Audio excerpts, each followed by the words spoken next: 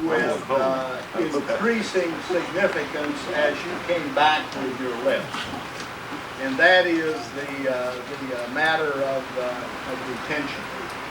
And you'll recall that, and let me say that the Vice Chancellor last night pointed out that given the way that the state system funds institutions, that the quickest way to increase your state allotment is to increase enrollment. That increases in 1 year. If you go down, they protect you over a rolling 3-year average. The quickest way to fill a barrel is not to pour more water in it if it's got a hole in the bottom. You plug the hole. And the quickest way to increase that enrollment is to do a better job of keeping the people that come. And yesterday we pointed out that 63% of the people that start do not complete a program, and that 40% of those that start do not complete or go beyond the first trimester. And what that says is that if you want to talk about a front-loading concept, if you want to talk about trying to dramatically turn around your retention, then you put more emphasis on that first term. Let me tell you an experience I had. I spent a couple of years as a guest of Uncle Sam at Fort Bliss. And I went through basic and advanced, and I was assigned to a field artillery battalion whenever, by the way. And then I ultimately, somebody discovered I had a master's degree, and I was shifted to post-IME and became senior instructor in non-military subjects. And I was a walking high school. I taught English, math, science, geography, and history. And got a lot of non-commissioned officers through a GED. Fort Bliss shut down its basic training component. And the other is, for a while, I tried to get non-commissioned officers up to 4th grade level. And what I found was that most of them were the people that I had experienced in basic training. And as I was going through basic training, I was saying, hey, this is where a person gets the first experience in the armed forces. And I could see things that were being done that made me negative toward the armed services. And then when Fort Bliss closed down its basic training component and the people had to clear the post and sign out at IME and so on, what it showed was that a predominant part of the less well-educated non-high school graduates were the people that were given the initial training for the troops. I think that was wrong. And I guess what I'm suggesting is that you look at some of the concepts of front-loading. It says these people, even the good ones, need to experience as much success as possible that first semester. And you need to put your very best effort and your very best people in trying to assure initial success. And this is one of the best ways that you can plug that hole in the barrel. Now the other thing that's going to jar you is who isn't going beyond the first trimester. And 54% of those that drop out during or at the end of the first trimester have a grade point of 2.0 or better, and 17% of them have a grade point of 3.0 or better. Now it would appear that achievement in general is not the problem. It may be that achievement in a specific area like math, communications, etc., may be a problem. But clearly, over half of those that are, over half of that 40% would appear to not have achievement problems. Yeah, I'm wondering if they're going somewhere else. Instead of Well, dropping we need to find out. Yeah. We Where- need to find out. Joan, do you know if there are transfers out included in this? What? Okay, all right. But that's something then that becomes a planning question. And just let me say that this is the quickest way. And let me also go on and make one other point. This is the quickest way to turn around your budget, to increase your numbers, try to get more people into the dorms that have payoff as well, any number of things. The other is that for about 3 of my 4 years on the State Commission for Higher Ed in New Mexico, which corresponds to your state regions, and I dropped the chairmanship of the Planning Committee when I became chairman of the commission. We evolved a long-range plan and strategy for the higher ed system, which was both the 4- and 2-year and the research universities. And one of the absolute decisions that we made as a commission, had the support of the governor and the legislature, was that we would not pay 4-year schools for remedial work. If a 4-year school provided a 0-credit course for remedial work, the state did not reimburse on those credit hours. And what we said is that we want the 2-year schools, 17 of them, to do and be the second chance system, because we think those are institutions that put more emphasis on teaching as contrasted to research. They're closer to home. They have better student-teacher ratios, any number of things. And that's where we put that. That is where Oklahoma has assigned the second chance system. It's in the 2-year school. This is an institutional obligation as a second chance system. And part of that is to improve retention. The other is to think about what it's going to take. And if you do it, I submit that if you do a better job on this, then you're also better equipped as an institution to carry out a second chance system role. And that second chance system role might be a pre-tech program in a summer session that, based on the new testing program that you are instituting, Active Place. And Bob, do you want to comment at all on that? It'll be a diagnostic test so that you will know a great deal more about incoming students in terms of what they can and can't do, and to be able to predict problems, remediate, compensate. Yeah, because probably not all of you are familiar. I know maybe 5 or 6 of you in this room are familiar with that program. But it's a computerized diagnostic program that deals in the basic skills area. It's been developed by College Board, and they are the only agency nationally that I know of that has significantly computerized, and in a way that we can provide students with instant feedback about their capabilities. There are others, programs out there that require much more manual manipulation, and some of them require that the results be sent in and then are tabulated and sent back. And it doesn't seem to me like those types of programs are very responsive. It's computerized and adaptive.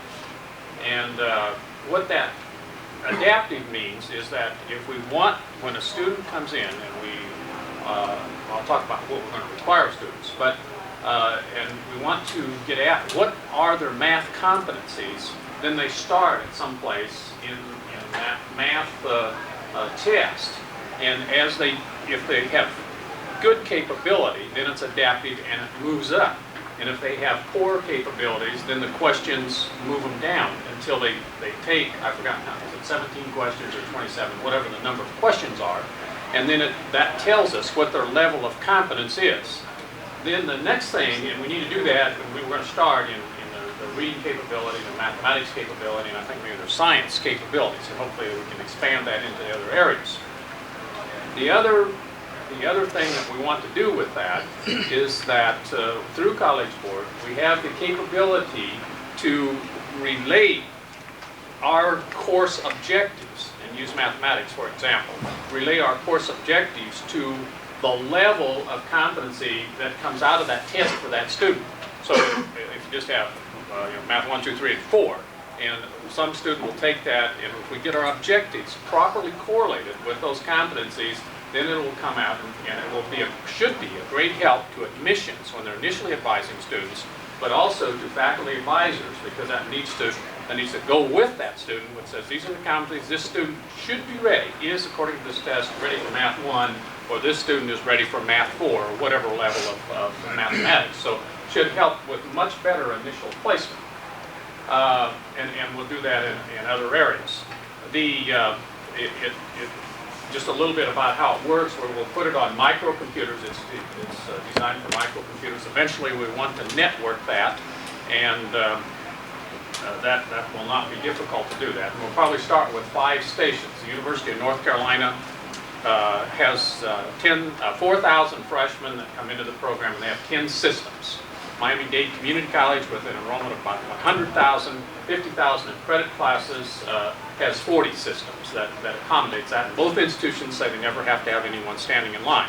So I think that it's going to be a good program to help us much better diagnose the entering capabilities of students. Our timeline for that is we're in the process of acquiring it now, and we will learn how to use it this fall, and then beginning with students that enroll with the spring term. This term that starts in January, and remember enrollment will open probably about in November.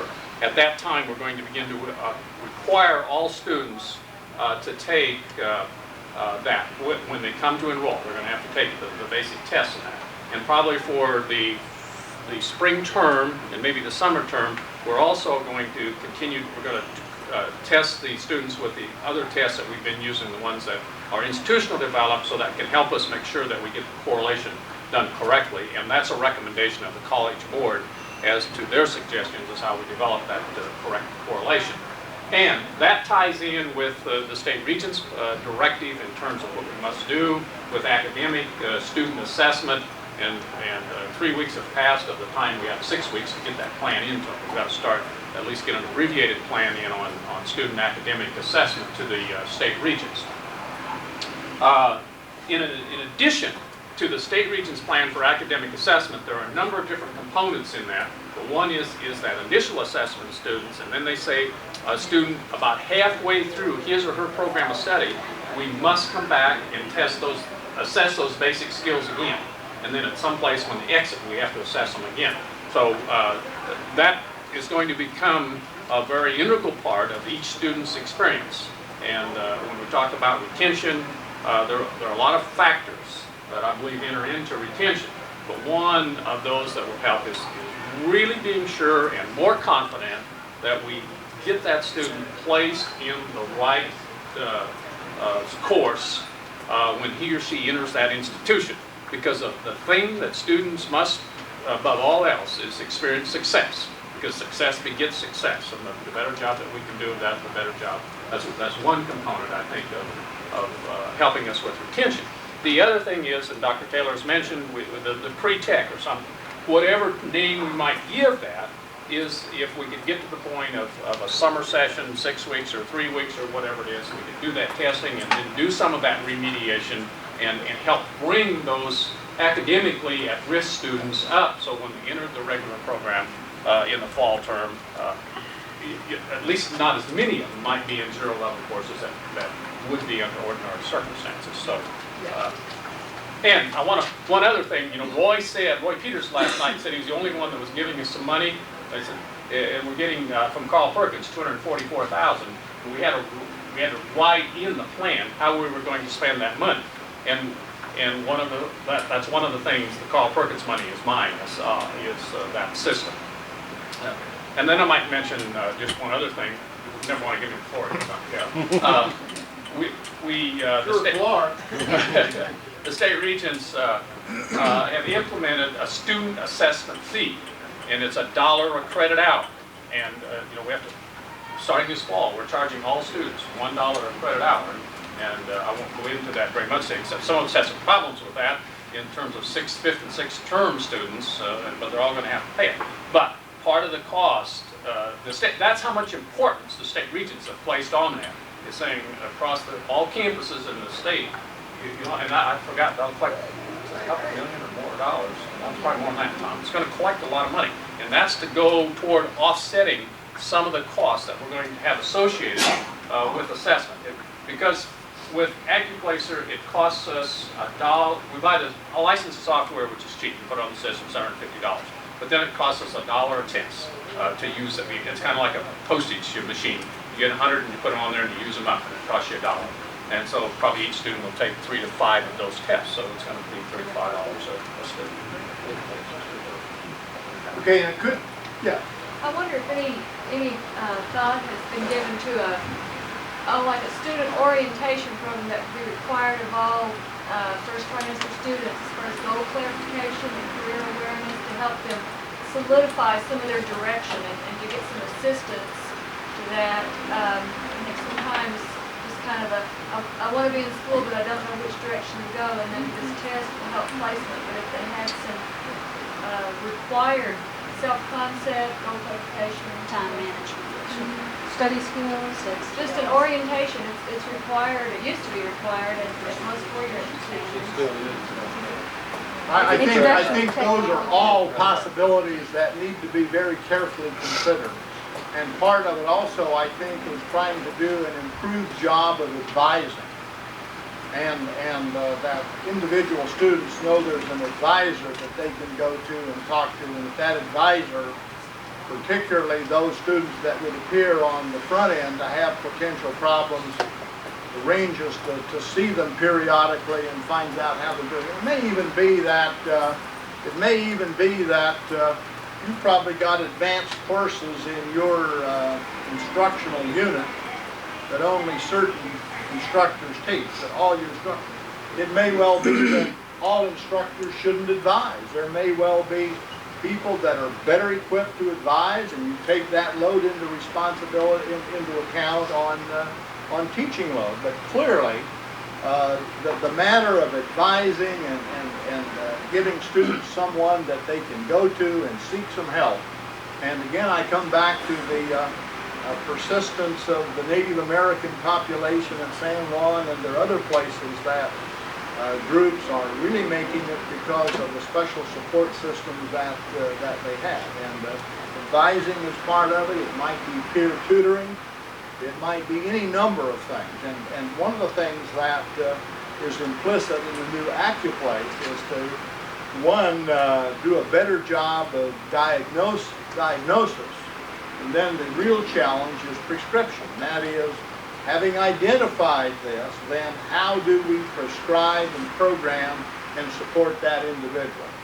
And it will be ultimately desirable maybe that AccuPlace be taken early in the spring, so that if in fact you need a pre-tech program, people might come for a month, or some might only need to be here for 2 weeks, or any number of things. And some of the same things that you will need to support and help those kinds of students will make a difference for you in some of the problems of retention as well. What might be some of the opportunities and challenges in establishing a pre-tech? You might even be able to get it funded by JTPA or other groups. What are some of the opportunities or challenges there? I think there's an opportunity in having it before the semester begins, because I think you'll have a better chance of getting students in. And I think it will give them an idea of this is different, this is what it's going to be like. Just a preconditioning experience in general, but before the semester begins, in an intensive setting. Yeah. Ideally, it would be designed to get them up to speed to be able to run with the rest of the students during the regular program. Yeah. You know, currently we allow our students to take zero-level general education courses at the same time they're taking their technical courses, which of course very often they require better communication skills and so forth. Is that pretty commonplace in the education system that you've seen elsewhere? It varies. but let me say one of the problems I think that it creates for you. Some institutions put 0 courses on top of a full load.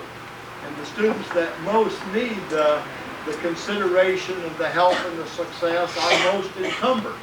And the other is, if you have your 0 courses going concurrently, then you have problems of people getting prerequisites or getting the general ed that they need to support the later technology, etc. And so anything you can do to get people up to speed before the semester starts and let them proceed with all of their courses in sequence, then you capitalize on the strength and the logic and the sequencing and all that has been done in the design of the curriculum. Well, I asked the question because I've observed in my own classes that the students who are in 0 level English courses typically have a harder time with testing and everything else, and have a more difficult time on the Bible. Yeah. One thing I might add to that too, though, is that if you delay a student getting some kind of experience in their major too long, then they lose interest or you have to overcome that. They need to be in something in their major, but it doesn't necessarily have to be. They're frustrated though very often that they can't understand the terminology, and you find yourself having to explain particular things. Yes, I understand that, but I mean, in addition to that, they're frustrated that, well, all I'm doing here is taking math and English that I didn't do well in high school to begin with. I came here to learn to be a whatever. Put me in there and start teaching me that. I'm not ready to graduate, of course, but start teaching me that subject now. Another problem to be solved later. In fact, when Julian McPhee, who used to be state supervisor of agriculture and state director of BOED in California, founded California Polytechnic Institute at Cal Poly, at San Luis Obispo, he designed what was called the upside down curriculum, and he specifically saw that students got some of the courses that they came to college for, that they didn't wait till they were sophomores before they got into animal science or farm management or some of the other things. And the power, and also the need for integration of general ed with the technology in terms of using concrete examples and applications and so on. Any other, yeah? Sure. One concern that I might express about the pre-tech will be, I'm not sure the student coming to us that needs remediation, that in 3 weeks, in an accelerated term, 3 weeks prior to the start of the fall term, you're going to be able to bring that student up to speed for 12 years of lagging behind the elementary and high school. If it takes 8 weeks or 12, I think that's part of what the testing ideally, but I think clearly you have to design the prescription in relation to what the Well, what we're working on now is competencies. They have to reach a certain competency before they're out. Any other concerns or challenges, opportunities in the pre-tech? Many of our students do not initiate enrollment and they apply for admission early on, but they don't actually follow through and make that decision until 2 weeks, 2 days before the term begins. Have to work on that. Or a week after. In some cases, a week after, within the window where they can That know. clearly does. Could you take the test? But one of the Is things it a machine they sit down to, Bob? You couldn't take it off campus anyway. Okay. But that's one of the things that we have to do with that is when that student makes Move that up. application, is move that up in terms of, they don't necessarily have to, they don't have to necessarily initiate enrollment. But they've got to get more, yeah. So that we have that feedback. The other too is that this might call for specialized kinds of people. And you could, as long as you have dorm space and classroom space, start it in the fall semester and program them in on the second trimester. That probably messes you up a little bit in a normal program, but there are a number of ways that you could do that. What about support systems? You see, the reason that support systems appear to be so critical is that when a very high percentage of your people that are not re-entering and completing and persisting have those kinds of grades then what kind of problems or what kind of concerns took them out? And does that mean child care? Does it mean advising? Does it mean counseling on financial problems, career counseling, personal counseling? What all does it take? That's it. And then more.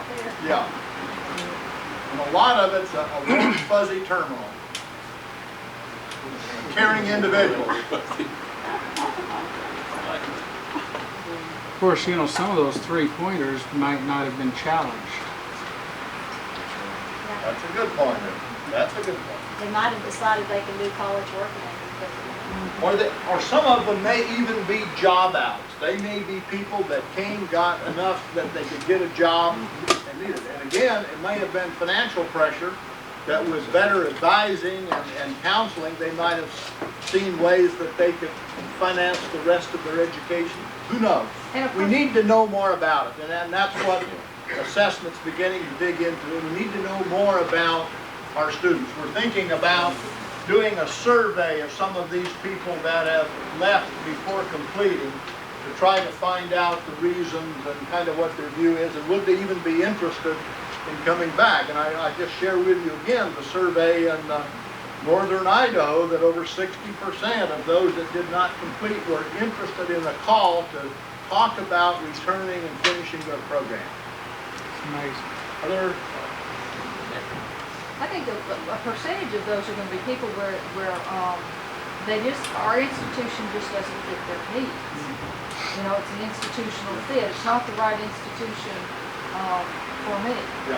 Well, in the same sense that that there's that heart and covenant on employers, there's also a kind of a heart and a covenant on recruitment and enrollment admission.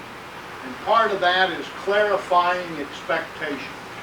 Being sure that they understand what the program is about, what the institutional and program expectations are, and it's important that the institution understand their goals and their aspirations and what it's going to take. Yeah. I'll tell you something else. The student who withdraws must do that through their department on our campus. And invariably, they'll not tell the truth on that form that they filled out in front of you. Absolutely. We withdraw. They won't tell. And a telephone follow-up, if we had to hire somebody for one semester just to do that, find out the real reason why they withdrew, we might get some straight facts in. They won't tell the truth on that form. They'll just put personal reasons. That's one of the choices. It's easier. Withdraw me, let me out of here. You can't get out of them as well as really money problems or family problems or whatever. Socially acceptable reasons. Yeah. Health, finance, family. Yeah. It might even be that a well-trained student, that they would level with someone their own age and clearer. Yeah. Or a good secretary. The other point I would make, on this, and that is with improved advising. Now, first semester you don't have as much, but with improved advising, there ought to be a trust and a confidence relationship where they would level. And ideally, the advisor ought to see it coming and have time to try to introduce some corrective action. Okay, anything else in this area? Bob, any other comments or reactions here? No, I don't believe so. Okay. We're going to turn to Bob for some wrap-up and also to comment a bit on some of the next steps. When we'll be getting this group back together again, how we may roll it out in terms of involving other members of the faculty, the staff, the advisory groups, and so on. Let me just say that I very much have enjoyed working with the group. You've been productive in terms of your ideas and suggestions. We've seen, I think, a good convergence and focus grow out of your inputs.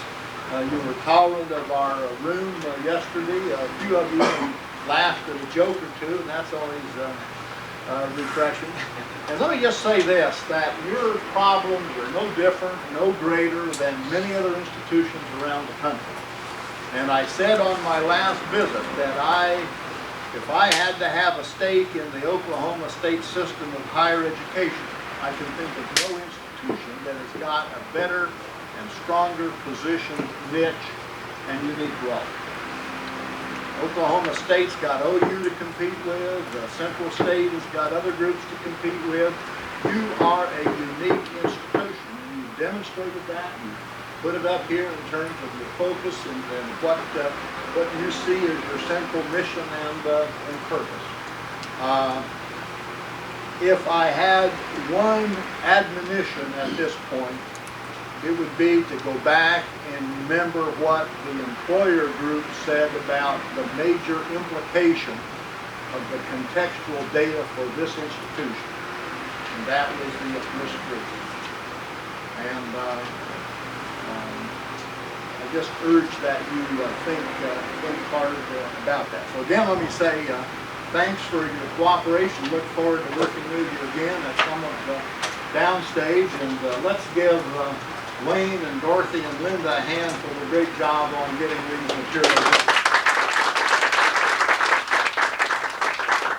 Even if that one did have 100 on technology. All right. Okay. Okay. David, let's give Dr. Taylor a hand.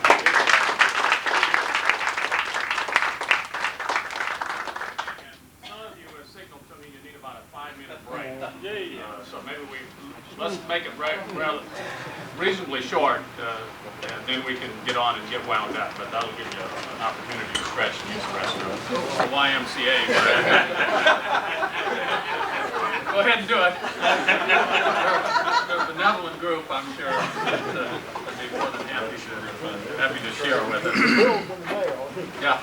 Yep, that's right.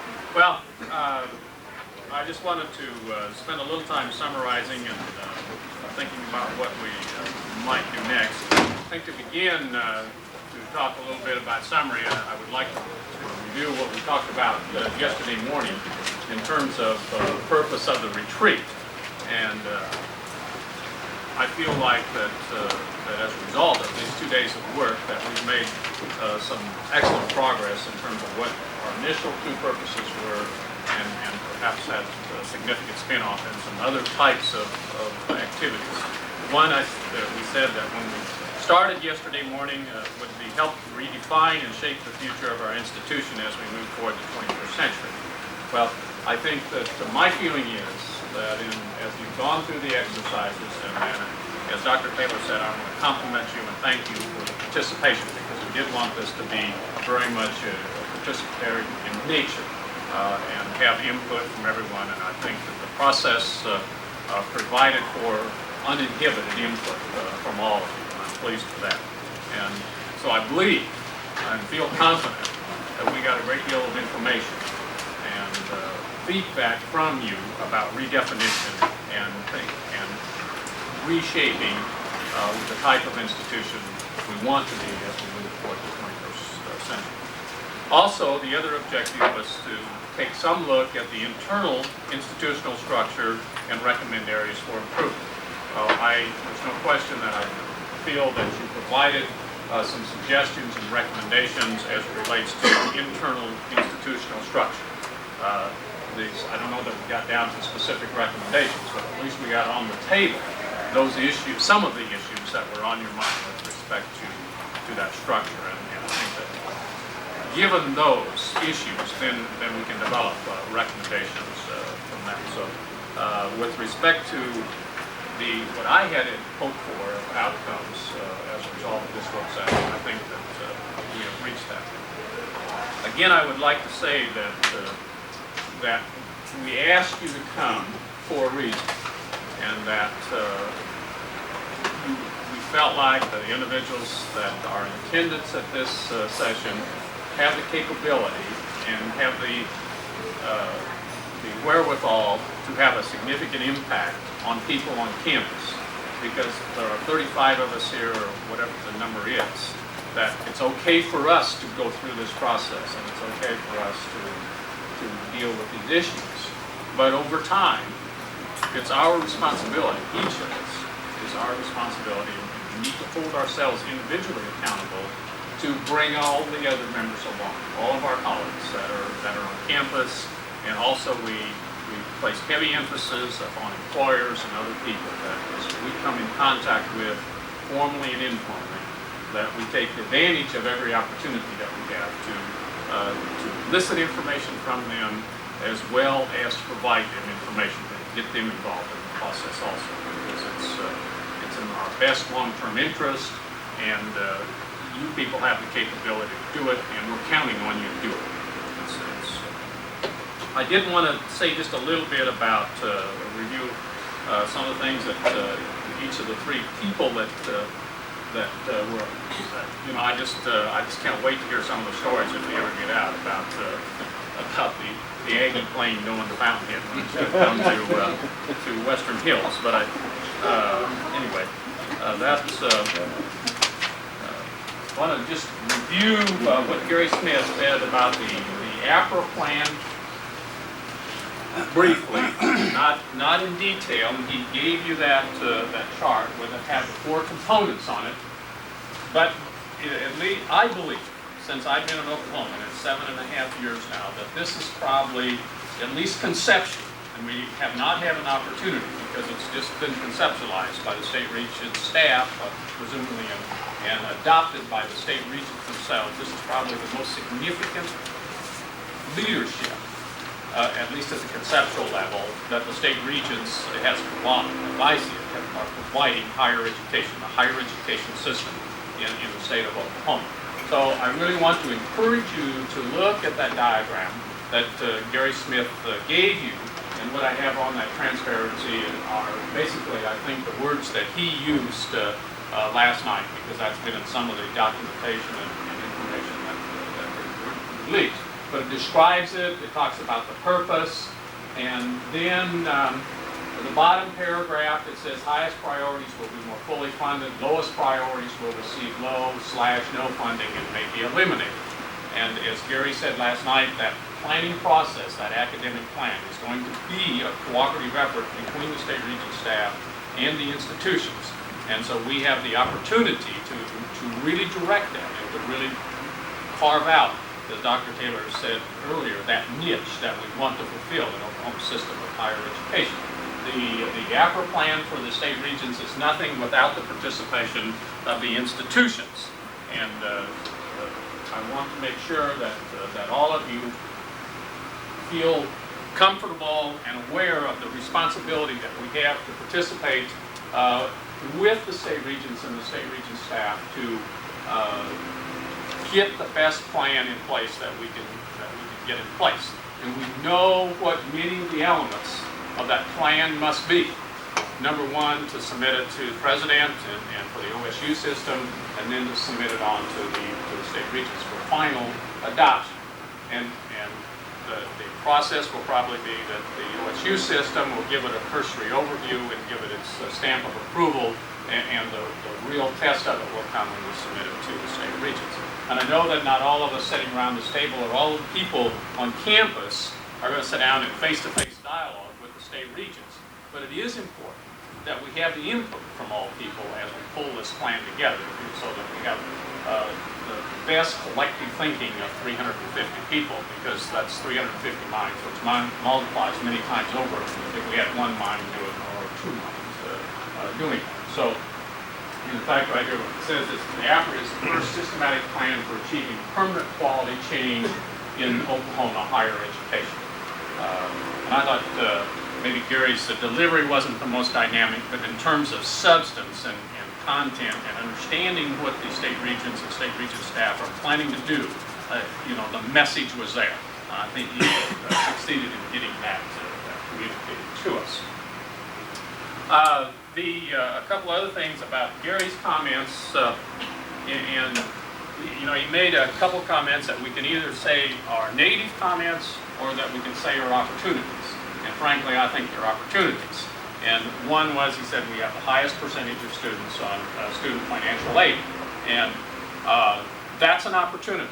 And if we have a higher percentage of students on student financial aid, that's okay, because we're helping those individuals that need it to be able to get an education that we know that when they complete that education, they're going to do better than minimum wage. And that makes a significant contribution to society. And when he talked about our change in enrollment and ACT scores I think all of those we need to view as opportunities, and we can. And I'm planning, as Dr. Taylor talked about, to develop a draft of a response to those and send that to the state regents, because I believe it opens that door for us to continue to say why we're unique, and that different niche that we can fulfill in Oklahoma's system of higher education, and be that quality type of education institution that we want to be, and have that funding level that we need. We may be the best funded lower division institution of higher education in Oklahoma, but when you look, and we look at some institutions outside of the state of Oklahoma, we could have about a 50% increase in funding, and we would still be below what some other very fine technical education institutions have as per FTE funding. And that's just comparing E&G funding and not adding capital construction, because a number of institutions have ad valorem tax, and they have a separate budget for construction, for maintenance. And until this year, Tom, we've had to take that out of our E&G appropriation. And this year we did get a little bit of money set aside specifically for that. I was pleased also with the comment that Gary made about cooperative enrollment agreements, and I think Gary and Roy Peters both made some positive comments about our cooperative enrollment agreements. And ours is different, and we don't have enough time, and some of you may not be familiar with details of the cooperative enrollment agreement, but it's for adult students enrolled in the area vocational technical schools. Let me just contrast ours briefly. Oklahoma City Community College and Francis Tuttle have a cooperative enrollment agreement. And I was in a meeting all day with Tuesday with two-year college presidents and the two heads of the technical branch campus. And Oklahoma City Community College gave away everything in their cooperative enrollment agreement with Francis Tuttle. And I don't think that the state regents is going to allow that to happen anymore. They went so far as they're delivering the general education classes on Francis Tuttle and all of the technical classes. Essentially, all that Oklahoma City Community College is doing is granting the Associate of Applied Science degree. And the current president, the new president, is just really, trying to figure out how he's going to get that back. Now, probably not, because they closed their printing program, they closed their electronics program, they cut back on their drafting program, they closed their construction program, they moved their machine tool equipment from their campus to Francis Tuttle. They transferred the equipment. And so, that's, I think they made a mistake, and I think higher education made a mistake. Yeah. Our cooperative enrollment agreement, for those of you that may not be directly involved in it, and Linda chaired that committee for us, and a number of you were, we worked about a year developing those cooperative enrollment agreements. We have 3 of them. We have one with Central Tech, we have one with West Watkins, and one with Tri-County. The students can earn somewhere between 1 and probably 20 to 25 semester credit hours in the technical area at the area vocational technical school. In order for the student to complete the associate degree, he or she must come to campus to finish it out. I feel like that we have developed that type of cooperative enrollment agreement where the regents say you are to maintain control, and you're the credit granting institution, and that student must come to campus to complete, and we'll maintain control of quality. And the other thing that I think that does is that the area vocational technical faculty are going to make sure that the students master the competencies that they need, because those courses are prerequisite to the courses they're going to take on our campus. And they are not going to allow themselves to be embarrassed by having 10 students come over in office information systems and come in the second trimester and have all 10 of those students fail this course. Because maybe 1 or 2, obviously we can't control all of them. But so I feel comfortable with the quality, and I think that there's an opportunity there for us, and Roy and I have talked about it some, that we ought to be the capstone institution for cooperative enrollment agreements for the VOTEC system.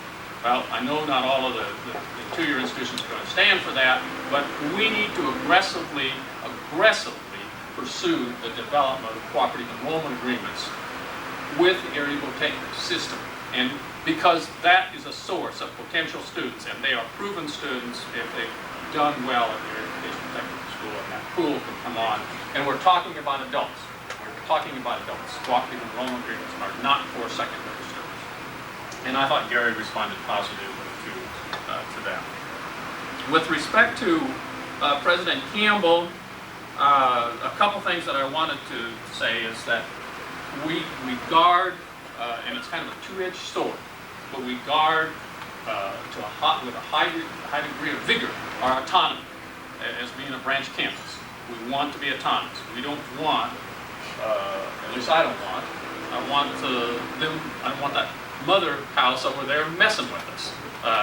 What we want to do is we want to have our cake and eat it too.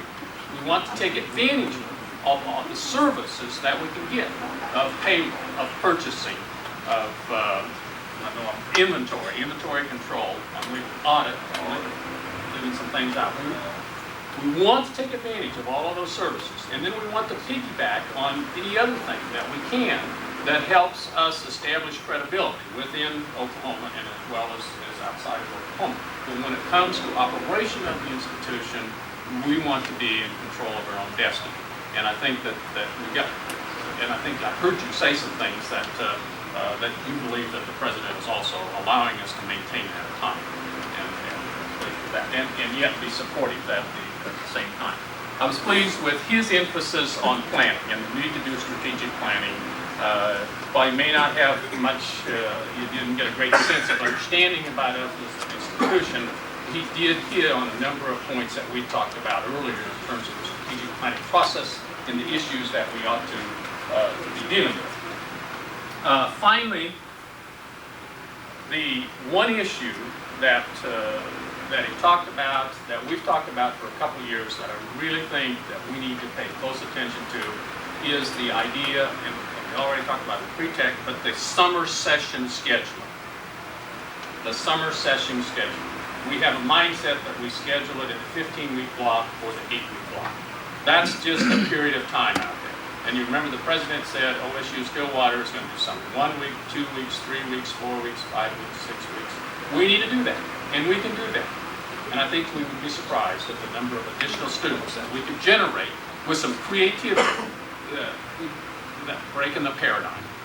Paradigm paralysis is kind of what we have when we think of that. And I was very pleased to hear the president say that we'd be creative and innovative, and that a bureaucratic institution as large as Stillwater is going to do that next year. In addition, I want to share one thing. Visiting with the president of Tulsa Junior College Tuesday, 60% of their enrollment takes 3 credit hours or less. And so they do a lot of that innovative, creative type of scheduling.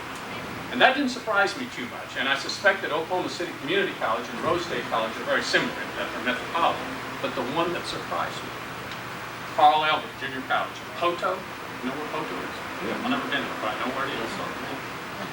20% of their enrollment is in 1 credit hour classes. 20% of Carl Albert's 1 credit hour classes.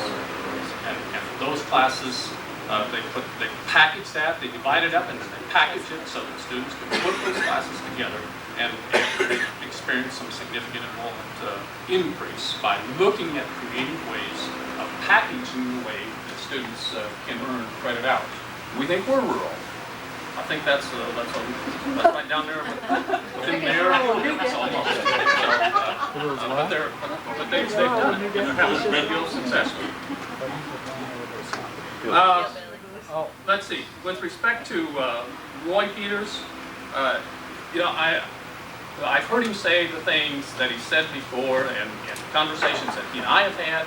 I've heard him say essentially the same things in meetings with the area vocational technical school superintendents, and in meetings that I've had with some of his cabinet people. But I was really pleased that he said the things that he said with this group.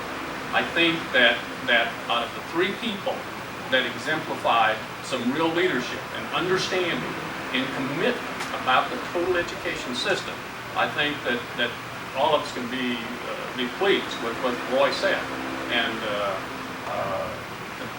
that there is and there can be an emerging covenant there of some creative and some innovative things that that we just need to take some initiative on that we can do in terms of their faculty, department heads, instructional department heads. Just think, one of the things that we've asked you to do for probably 3 years now, and we're going to continue to ask you to do for a while anyway, is recruit, is to get out to the area vocational technical schools and have that interface with faculty. But when you need to go to Burns Flat, basically that takes 2 full days or 3 days. It takes a day driving out, it takes a day there, it takes a day driving back. And you know, it's just really pretty hard to be just real productive in that car. Unless you can do some things that I can't do when you're driving the car. But just think, if we develop that relationship and have those faculty on campus for 3, 4, 5, or 6 times during the year in terms of that technical updating and the things that you could do with those faculty, then that would take care of a great deal of that recruitment and those contacts. I believe it has the potential to take that, and it would mean a whole lot less windshield time for you, and you could spend a lot more time thinking about retention, curriculum updating, staff in service, and other things, because if you make 20 or 30 trips a year, you're using up a third of the work year probably, 25 to 30% of the work year. So I think there's an opportunity there, and Roy laid that on the table for all of us, and we need to think about it, and we need to figure out ways to take advantage of it. I know there's been among some the concern about the area vocational technical school in Okmulgee County, and I've taken the position, I continue to take the position, there are no disadvantages to us. I just think there are numerous advantages for an area vocational technical school being located in Okmulgee County. I think there are short-term advantages of it being located there, and we can see some immediate impacts such as joint use of facilities, perhaps a cooperative library, some joint use of faculty. But there are either 2 or 3 institutions of higher education in this state right now that get ad valorem tax. And the reason that they get ad valorem tax, they're a part of an area vocational technical school system. But it's a little bit different deal for us.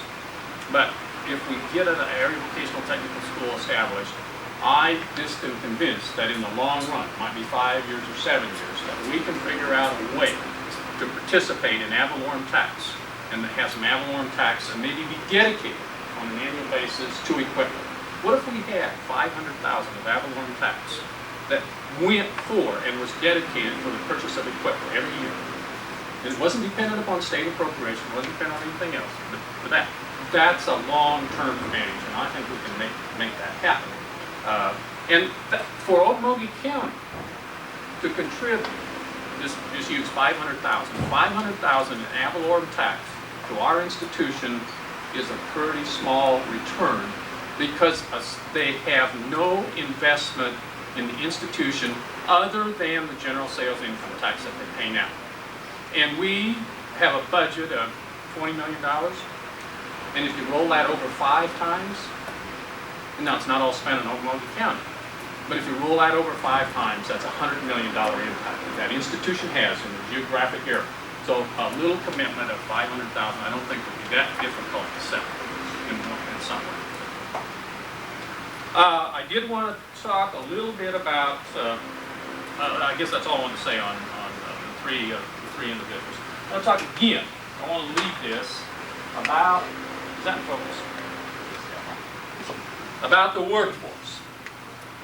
And some of you have seen this because I know every couple of weeks we talk about it and we go about the composition of the future workforce. And because it has some significant implications for all of education, and those implications are equally as significant for us. But what this chart, that's the labor force 1985 and the labor force as it's projected in year 2000. And we're closer, we're getting close to year 2000. Historically and traditionally, where did most of the labor force come from? New entrants. They came from the white man. But that's no longer true. You can see what happened. This was in year 1985. And 2000 is not a very long period of time.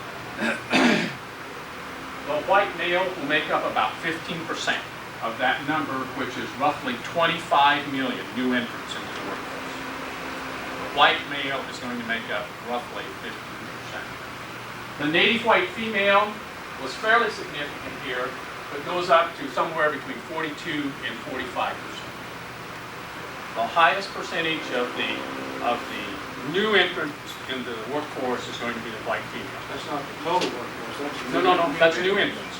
I thought I was gonna get supported workforce. No, new entrants. Now, then look at what happens with the non-white males grow significantly, the non-white females, the immigrant males. Dr. Taylor mentioned that the immigration, the way that's changing, not based so much on it, still based on ethnic, but also is added to that, those that have certain types of technical skills, and the immigrant females. Several things. One is support systems, and we've talked about support systems need to change. Because a number of these white females, or a number of these other males and females, are going to be single parents, male and female. They're going to have one child, they may have two children, and they may need to work from 8 to 5. So we need to offer courses at a different time. We need to offer them on weekends. We need to offer them on evenings. We need to provide child care. We need to provide family care that goes beyond child care. So what is this group? What is this group? This whole group here, probably, in terms of our educational, many of them. They're the at-risk group. 86% of them. Now, not all 86% are the at-risk group, but a high percentage of them are the at-risk group. The non-white male, the non-white female in the United States, we've done the poorest job in elementary and secondary education. The highest fertility rate in teenage birth are in the Afro-American 12, 13, 14-year-old. Teenagers are grandmothers almost. They're the at-risk group. Many of the immigrants, they're at risk in terms of maybe language barrier, cultural barrier, and so forth. So when we talk about the opportunity to serve the at-risk group out there, it's not only us. It's all of education. Not only us, but it's all of education. You know, and it's not a choice. It's an obligation that all of education has, because those people will be predominantly the people that we are going to be serving. But it means different support systems. It means different scheduling than what we thought about before. And we can do it. We can think of it. Now, one of the issues that I wanted to just talk about a little bit. So the at-risk makes up many different types of people. When I came to Okmulgee, probably one of the highest at-risk groups that we had were agency-sponsored students. And we have a large number of agency-sponsored students yet, and we probably always will, and we ought to have. But there were some agency-sponsored students that we couldn't do anything for. Those that had come from a mental hospital and needed psychological care, psychiatric care, and needed it almost 24 hours. Those students, we may still have some of those, but not very many. So that at-risk group, we're just not in a position to serve, and I understand that. But there's a large group of at-risk students that we need to be in a position and willing to serve and figure out ways to serve. And one of the things that Dr. Taylor talked about was the pre-tech, and I don't know that I need to follow up anymore on that. The diagnostic testing, the acuplacer, or some other type of feedback that we give with respect to the students. But also, the integration of technology into the delivery of instruction is critical. The integration of technology into the delivery of instruction, I think, is critical to better meet the needs of the at-risk group. There's enough research out that we don't have to question it, and we don't have to want to research it again, that the incorporation of technology into the delivery of instruction, appropriately done, increases learning anywhere from 25% to 70%. One is it increases motivation.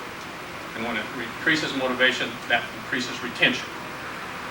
And the technical people, the technical faculty, you know, we talk all the time about there's so much more to teach. Technology continues to expand, and what are we going to throw out? We don't want to throw out anything. I don't know that you need to throw out anything. If we integrate more technology into the delivery of instruction, and in fact, we do it in a way that really does increase learning, we can get a lot more accomplished, and we need to. Plus that, we have the longer associate degree. And we haven't talked about it, but I want to mention it. We're installing a computerized writing lab this fall. And again, that was a result of Carl Perkins funds. The research is there. I've seen enough research that I'm convinced that it does increase retention, increases motivation, increases retention, and that learning does increase by utilizing that. And we'll have an opportunity to test that.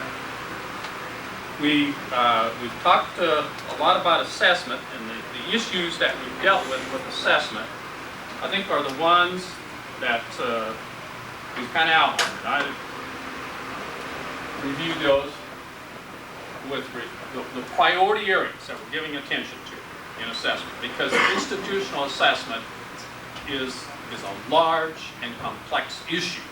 And so we decided what are the areas that we need to give priority attention to. And one, we talked about bringing consensus to some of the issues. One was recruitment, and the other was entrance assessment when the students, and we discussed that. And then the admissions process, and somebody, I think Dave said, making the admission process user-friendly. And then the academic experience, making sure that students have the right academic experience, the social experience, exit assessment, that they have the competencies that they need when they leave the institution, and then finally tracking the students. And some of you have asked about clarification and further definition of institutional assessment, and we'll try to provide that. But these are the areas that we're going to concentrate on, collect data on, and provide feedback on, and begin to have that initial database that we make decisions about with respect to some of the things that we're dealing with currently. Just a couple things that I want to finish on. President Campbell mentioned last night about the Aviation Alliance, and I thought for your information, because probably some of you haven't heard about it, it's been in the Tulsa paper several times, but you still may not have seen it. But that was really initiated by the private sector. It was initiated by the private sector. It was initiated by Mayor Roger Randall in Tulsa. Now, Roger is very politically, and political as all of you know, and a whole lot of other things. But he wants Tulsa to be the aviation aerospace center of the Southwest United States. And he just wants to provide that real hard, American Airlines. So he called together the president of Rogers State College, president of Tulsa Junior College, Gene Callahan, Tulsa Area Votech, myself, and John Campbell. And he said, what we want to do is develop a program that expands the educational opportunities in Northeast Oklahoma. Because if we do that, then when we're trying to recruit or get existing industry in the aviation area to expand, then they will see that there are educational opportunities there. So what we have done is we've worked with those institutions, and because OSU at UCT has the Bachelor of Science in Aviation Science. So we have an articulated program where the student takes 64 hours at our campus, 65 hours at our campus in avionics.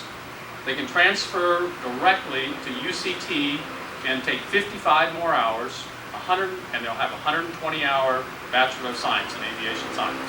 If a student starts at Tulsa Votech, she'll get 24 hours. They'll go to Tulsa Junior College and pick up the academic side of it, and they'll transfer in, I think, 60 hours. And they'll have another 60 hours in UCT. Same thing at Rogers State. But anyway, that's what that consortium is about. And it's unfortunate in one way that it had to be initiated by the private sector, because we should have been out there probably pushing it to begin.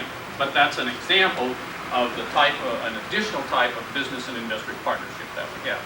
I did want to mention, we have partnerships, the Consortium for Manufacturing Competitiveness, we have the Alliance for Manufacturing Productivity, we have DAR Equipment, Diesel has a relationship with them, with Ryder Transportation, we have Nissan, we have Ford, we have Toyota, we have the Culinary Apprentice Program, and almost all of these have developed in the last 3 years, and more of them maybe in the last year. The opportunity, during the work that you've done here, you talked a lot about business and industry and partnerships. We have the opportunity, the time is right, to just accelerate that, and we have many more of those partnerships. So, well, let's see. Couple of last points. With respect to some of the specific issues that we dealt with here, I want to urge you to keep in mind that information is tentative and preliminary. So you need to, I want to just urge you to be careful and very discreet about it, because if you're not, until we get it pulled together and we make some firmer decisions, we could cause a great deal of unrest, and we don't want that to happen, because that's not the purpose of it. The purpose is to be constructive and productive and to move ahead. So as you think about it and you visit with your colleagues, and we certainly want you to do that, but I also want you to think about some of the issues that would be better left unsaid than said, because it's a waste of our time if we have to try to kill some rumors about what might happen to something, and let's just not do it, because it won't help anyone.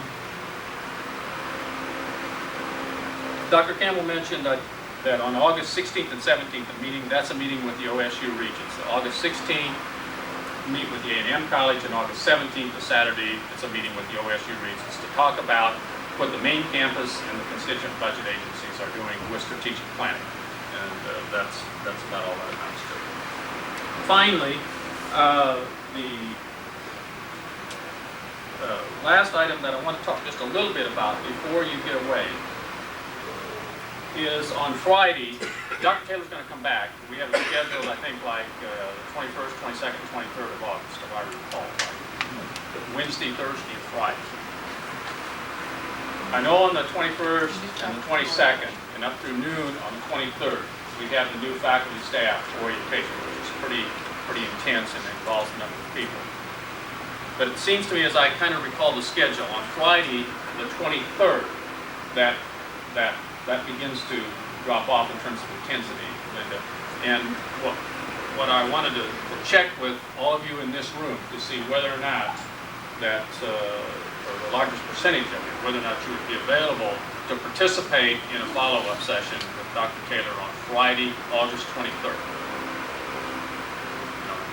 90% of you can, well that's, a few of you can't, right? It's hard to find time to get everybody for everything. Does that generally seem like it's a day that most of you, I see one that can? More than one? Okay. But what I'd like to have you do is put Friday, August 23rd on your calendar and protect most of that day for a follow-up session with Dr. Taylor. Okay?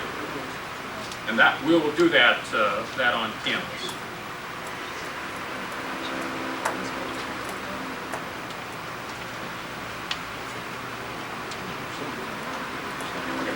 Are there any questions or comments? One final issue. We'd like to get just a little bit of feedback on the conference, and a very brief work session, very brief comments. That will be your passport to get out the door. And what I'd like on questions 1 and 2, it's briefly state 2 or 3 significant outcomes, that's of the conference or of the work session. And on 2, it's of the work session. And then on 3, you might think it will have the processes. And on 5, where it says comments, item 5, I'd like to have you give us some advice and some direction in terms of what you think some of the next specific steps with this process should be. We have some ideas, but we really want some ideas from you in terms of what you feel the next specific steps ought to be. Jill, are they coming around in the back row yet? Okay. I'm sorry. No, well, Did somebody take 2? Okay, yeah, over here, please. Which way is It says 2 to 1.